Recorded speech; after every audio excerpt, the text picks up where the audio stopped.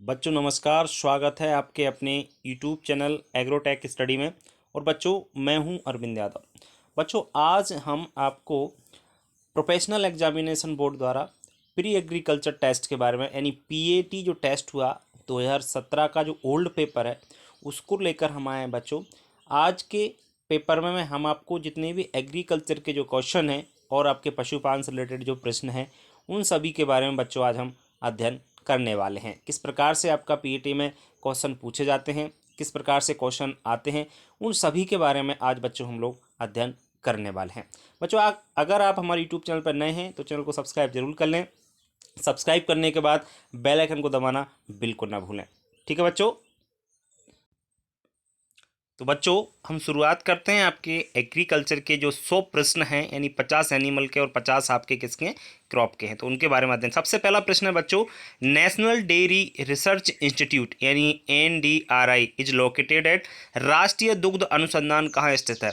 ये भोपाल, तो रायपुर, कानपुर, चौथा है करनाल। तो बच्चों राष्ट्रीय दुग्ध अनुसंधान संस्थान आपका कहाँ पर स्थित है? करनाल, हरियाणा में ये स्थित है।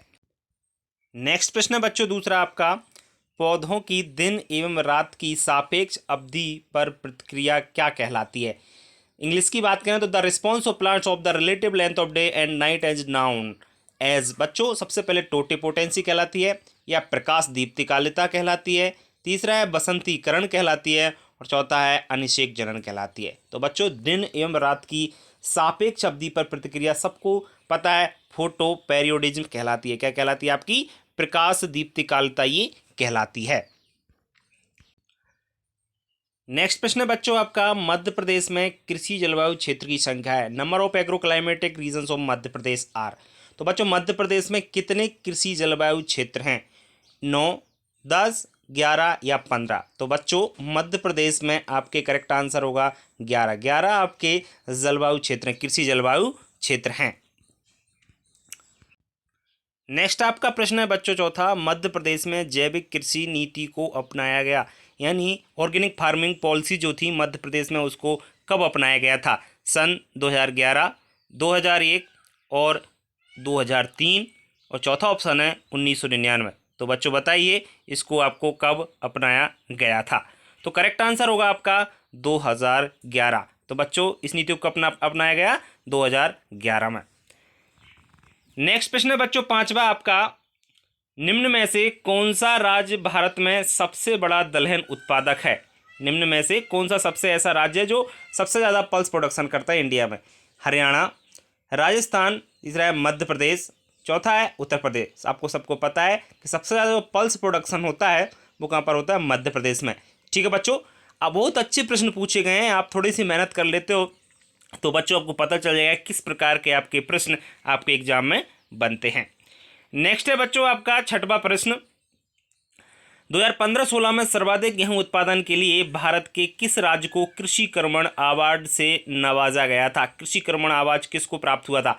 हरियाणा, दो है पंजाब, तीसरा है मध्य प्रदेश और चौथा है उत्तर प्रदेश। तो बच्चों कृषि कर्मण अवार्ड 2015-16 यानी 4 बार कृषि कर्मण अवार्ड जीत चुका है हमारा मध्य प्रदेश। तो इसका करेक्ट आंसर होगा आपका मध्य प्रदेश को आपको मिला था। वैसे लगातार मिल रहा है, 17, 18, 19, 20 लगातार आपको ये मिल रहा है।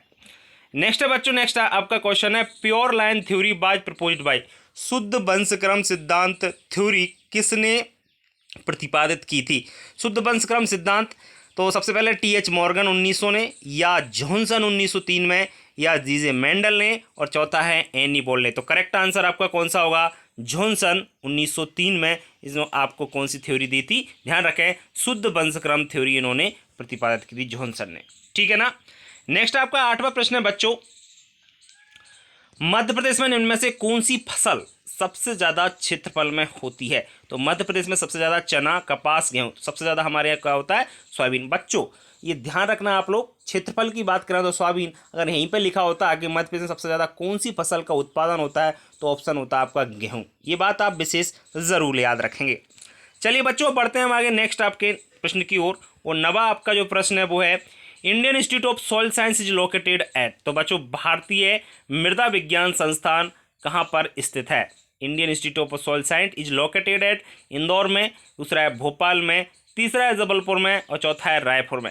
करेक्ट आंसर होगा भोपाल। जी हाँ बच्चों, Indian institute of soil science आपका भोपाल में स्थित है, मैं आपको ये बता चुका हूँ। आगे हम बात करते हैं 10वें प्रश्न की बच्चों। 10वां है soil transported by running water is known as. जल द्वारा प्रवाहित मृदा को क्या कहते हैं? जल द्वारा अगर मिट्टी जो बह जाते हैं, जल द्वारा प्रवाहित मृदा को कहते हैं। जो ट्रांसपोर्ट मृदा उसको क्या कहा जाता है? मिश्रोड़ मृदा या बातोड़ मृदा, एलुवियल मृदा, हिमसंगारी मृदा। बच्चों इसको जलोढ़ मृदा कहा जाता है। क्या कहा जाता है? एलुवियल सॉइल कहते हैं, soil transported by running water. क्योंकि मैंने आपको सॉइल पढ़ाई थी जब बताया था कि बच्चों जो जलोढ़ मृदा का निर्माण हुआ है वो गंगा एवं यमुना के जो मैदानी क्षेत्र हैं उनमें जो मिट्टी बहा के लाई गई है पानी के द्वारा, वही मिट्टी आपकी जलोढ़ मृदा है, क्योंकि पानी के द्वारा बहाकर लाई गई, इसलिए उसको क्या कहा जाता है? Transported by running water. ठीक है ना, इसलिए आप ध्यान रखेंगे। चलिए बच्चों बढ़ते हैं हम आगे। नेक्स्ट आपका 11वां प्रश्न है, उपजाऊ मृदा में होता है, मतलब जो फर्टाइल सॉइल होती है जिसमें अच्छा प्रोडक्शन, उसमें क्या होता है? अधिक जैविक पदार्थ होता है, या अधिक जल ग्रहण क्षमता होती है, या दोनों चीज़ें होती हैं, या इनमें से कोई नहीं। तो बताइए उपजाऊ मृदा में बच्चों क्या होता है? तो ध्यान रखें उपरोक्त दोनों, उसमें अधिक जैविक पदार्थ भी होता है और उसमें अधिक जल ग्रहण क्षमता भी होता है, होल्डिंग वाटर कैपेसिटी भी होती है। ठीक है ना, तभी तो प्रोडक्शन अच्छा होता है भाई। मृदा तो आपकी क्या कहलाती है? उपजाऊ मृदा कहलाती है।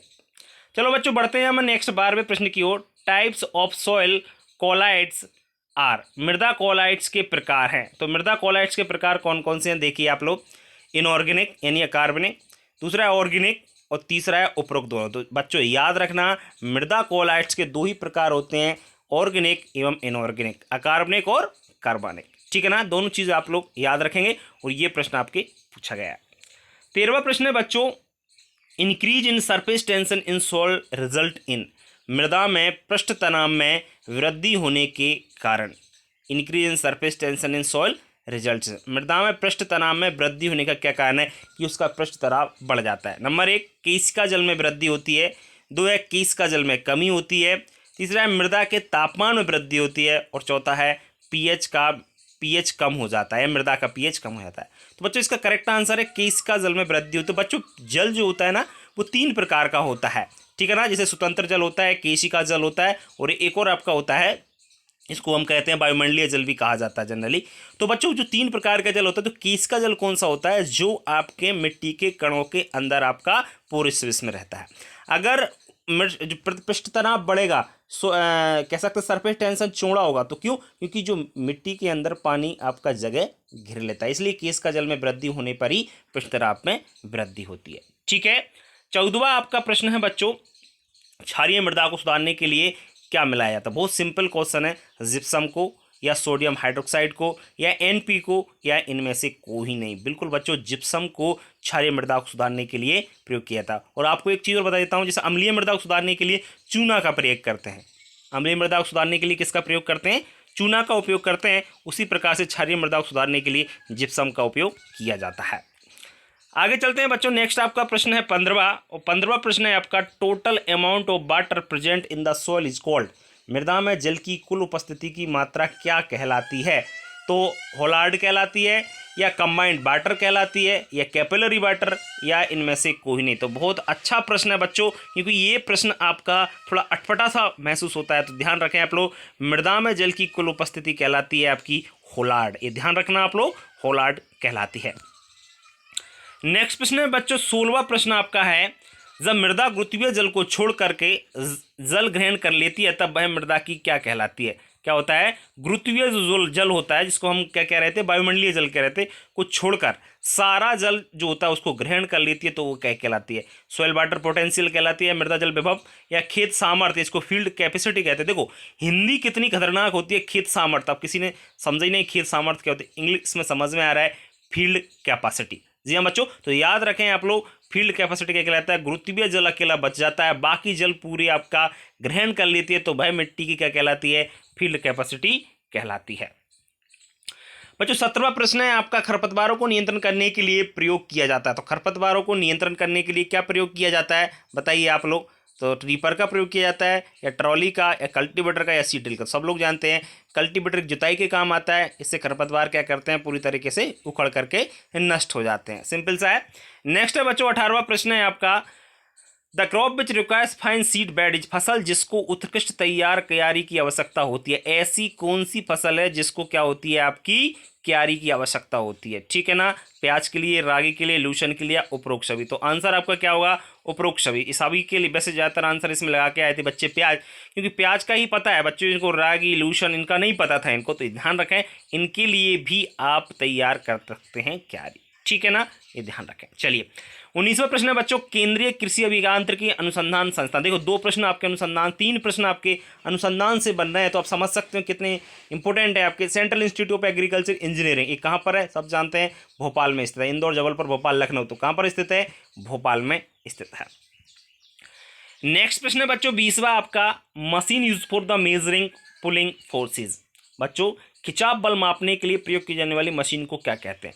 खिंचाव बल जो मापती है, ध्यान रखें, पुलिंग फोर्स जिसको बोला जाता है, डायनोमीटर बोलते हैं या बैरोमीटर या गैरोस्कोप कहता है, या इनमें से कोई नहीं। तो ध्यान रखें डायनोमीटर के द्वारा खिंचाव बल को मापा जाता है।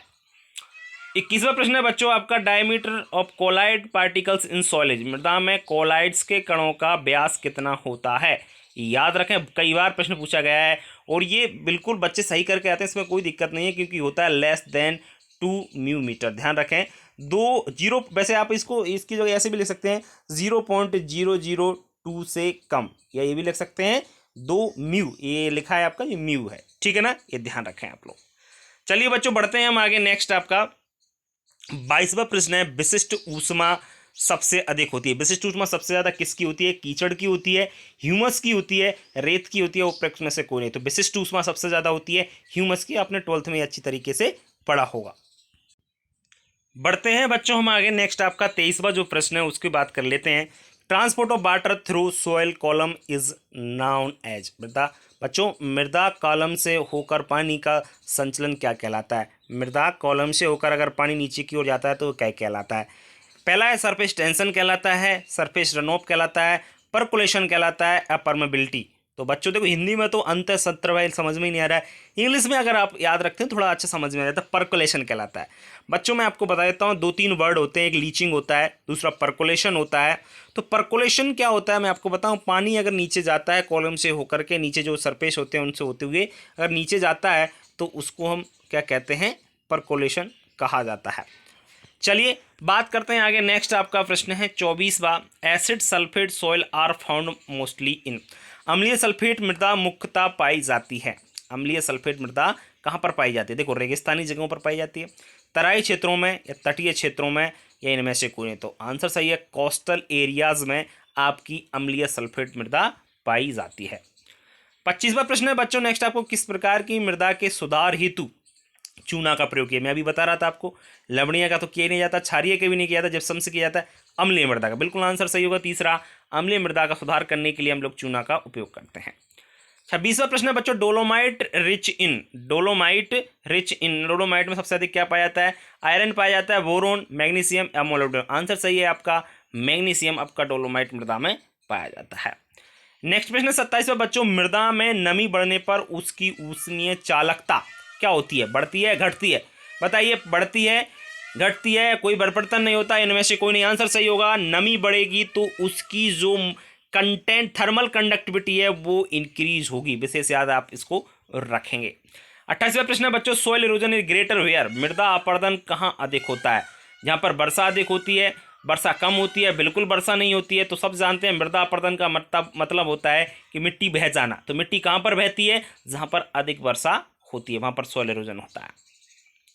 29वां प्रश्न है बच्चों, अंडा उत्पादन के लिए मुर्गी की सबसे अच्छी कौन सी किस्म है। देखो बीच में ही पूछ लिया आपका पशुपालन संबंधित, तो बताऊं मैं आपको, व्हाइट लेगहॉर्न है, असील है, क्या और पिंगटन है, प्लाइथमाउथ। सब तो जानते होंगे सबसे ज़्यादा अंडा उत्पादन मिलता है हमको व्हाइट लेगहॉर्न से, लगभग 300-350 अंडे आपका ये प्रोडक्शन करती है। चलो बच्चों बढ़ते हैं हम आगे। नेक्स्ट 30वां प्रश्न है आपका, मोलिब्डेनम की कमी से होती है, क्या होती है, मुरझान होता है या हरिमाहीनता, ऊतक से चित्तीदार, इनमें से कोई नहीं। तो बच्चों इसे होता है नेक्रोसिस एंड मोटलिंग, इससे हो जाती है मोलिब्डेनम की कमी अगर पौधों में हो जाए तो, ठीक है, ये थोड़ा सा आप लोग याद रखेंगे। 31वां प्रश्न है बच्चों आपका, which group is required for the chlorophyll synthesis, chlorophyll के संश्लेषण के लिए कौन सा समूह आवश्यक है? तो ध्यान रखें, मोलिब्डेनम सोडियम या आयरन मैग्नीशियम, कैल्शियम पोटास या कॉपर कैल्शियम। आंसर सही होगा आपका आयरन और मैग्नीशियम, क्योंकि ये आपका क्लोरोफिल का निर्माण करने में सहायता करते हैं, और क्लोरोफिल होगा तभी ही पौधों में प्रकाश संश्लेषण की क्रिया होगी, अन्यथा नहीं होगी। सब जानते हैं इस चीज को, 12th में बहुत अच्छे तरीके से इसको पढ़ा है। नेक्स्ट है बच्चों, निम्न में से कौन से जीव द्रव के तत्व हैं? निम्न में से कौन से जीव जो हैं वो द्रव के तत्व होते हैं? नाइट्रोजन, फास्फोरस, सल्फर या उपरोक्त सभी। तो आंसर क्या होगा आपका इसका? उपरोक्त सभी। ये तीनों चीजें आपकी क्या हैं? द्रव के तत्व हैं, ठीक है ना, ध्यान रखें आप लोग। आगे बात करते हैं, 33वां प्रश्न है आपका, निम्न में से कौन से पौधों के लिए आवश्यक नहीं है? क्या चीज़ है जो आवश्यक नहीं है? तो potash calcium, sodium nickel, zinc boron या आयरन कैल्शियम। तो सब लोग जानते हैं सोडियम और जो निकिल हैं ये कोई जरूरी नहीं, क्योंकि निकिल जो था मैंने आपको बताया कि ये 17वां पोषक तत्व है, और ये 1987 में इसको जोड़ा गया है पोषक तत्वों में। वैसे पहले 16 ही पोषक तत्व हुआ करते थे, आजकल 17 पोषक तत्व, तो उसकी इनकी कोई जरूरी नहीं है, आवश्यक ये नहीं है, एसेंशियल नहीं है। चलिए बढ़ते हैं आगे। पौधों की मृदाबीन खेती को क्या कहते हैं? पौधों की मृदाबीन, ऐसे पौधे जिनको बिना मिट्टी के उगाया जाता है। तो देखो इंग्लिश में देख लीजिए आप लोग, पार्थेनोकार्पी कहते हैं तो हो ही नहीं सकता। हाइड्रोपोनिक्स, ये जरूर है, जल कृषि इसको कहा जाता है, क्योंकि पानी में पौधों को उगाना ही क्या कहलाता है? हाइड्रोपोनिक्स या जल कृषि कहलाता है। बहुत अच्छे, चलिए बढ़ते हैं हम आगे। नेक्स्ट आपका 35वां प्रश्न है बच्चों, द नंबर 12 इन 3156 रिप्रेजेंटेड में संख्या 12 दर्शा 12, 32, 16 में संख्या जो है 12 दर्शाती है। 12 क्या है? 12, 32, 16। तो एनपीके की मात्रा है, आपको पता होगा, नाइट्रोजन 12, 32 और 16। तो देखिए नाइट्रोजन की मात्रा, कण का आकार, ऑक्सीजन की मात्रा में से कोई, नाइट्रोजन की मात्रा बच्चों एनपीके के है, नाइट्रोजन 12, फास्फोरस 32 और के का मतलब पोटास 16। तो आप लोग एक चीज जरूर याद रखें। चलिए बढ़ते हैं आगे। 36वां प्रश्न है बच्चों, वह तत्व जो जैव नाइट्रोजन स्थिरीकरण में सहायता करता है, ऐसा कौन सा तत्व है जो आपको क्या करता है? बायोलॉजिकल नाइट्रोजन फिक्सेशन में सहायता करता है। सब लोग जानते हैं क्लोरीन, मोलिब्डेनम, पोटेशियम या कोबाल्ट। सब लोग जानते हैं, आंसर क्या होगा? मोलिब्डेनम आपका क्या करता है?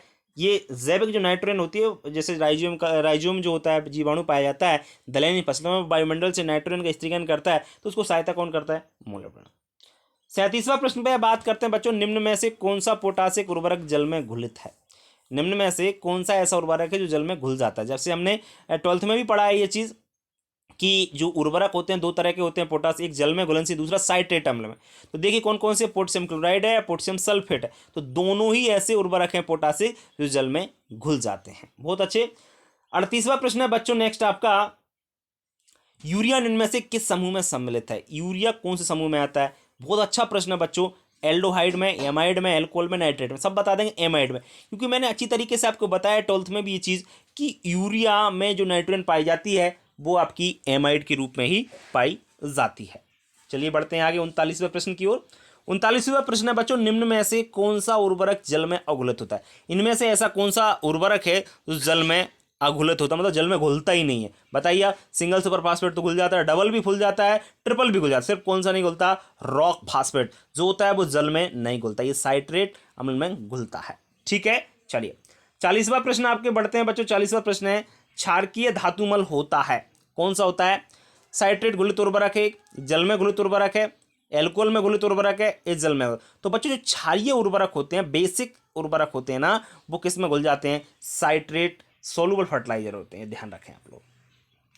41वां प्रश्न है बच्चों, इनमें से खरपतवार गेहूं की नकल करने वाली होती है, कौन सी ऐसी खरपतवार है जो नकल? सब जानते हैं दोनों ही है, एक तो जंगली जई, दूसरों फ्लैरिस माइनर। ये दोनों क्या होता है? बिल्कुल गेहूं के जैसे, गेहूं का मामा बोलते हैं इसको, फ्लैरिस माइनर को, और जंगली जई है जो बिल्कुल आपके गेहूं के जैसे होती है, इसलिए इनको नकलची खरपतवार कहा जाता है। बच्चों 42वां प्रश्न है, तंबाकू की प्रमुख खरपतवार, तंबाकू का प्रमुख खरपतवार कौन सा है? मोथा, बथुआ, ओरोबैंकी या लेसुआ। मैंने पूरा चैप्टर पढ़ाया है खरपतवार का, आप पढ़ सकते हो, आप पहले की वीडियो डले हुए हैं जो। तो ओरोबैंकी आपका तंबाकू का मुख्य खरपतवार है, ठीक है ना, सोलिनेसी कुल का है, इसलिए मुख्य खरपतवार है, उसका ध्यान रखें।